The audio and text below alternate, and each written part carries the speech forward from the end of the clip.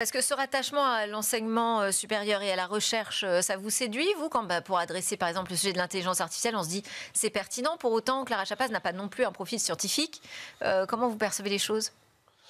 Je pense que sur l'intelligence artificielle, tout le monde conviendra que parce que d'abord, on est le pays organisateur du sommet de l'action pour l'intelligence artificielle qui aura lieu au mois de février au mois de février de 2025. Oui. Et ensuite, parce que nous avons, et ça a été rappelé par le chef de l'État, engagé des moyens via France 2030 sur la formation de 100 000 ingénieurs autour de l'intelligence artificielle pour faire de la France un pays plus qu'attractif, un pays leader sur le sujet, ça me paraît pas déconnant en fait que Clara soit rattachée au ministère de l'enseignement et de la recherche parce qu'il y a ce sujet qui est prioritaire. Je dis pas que les télécoms, on a fait le boulot. Enfin, on sait bien qu'on a des sujets sur la couverture, mais enfin, admettons quand même que depuis 2017, il y a des choses qui aient été faites et qu'aujourd'hui, on est plutôt sur la fin de comète, la queue de la comète, qui est le raccordement, la fin du cuivre, d'un certain nombre, enfin des aspects qui sont plus tout à fait ceux de l'urgence avec laquelle il fallait traiter le sujet il y a quelques mois. Il y a malgré tout des sujets sur la cybersécurité, mais là c'est pareil, on le sait bien. Il y a un sujet qui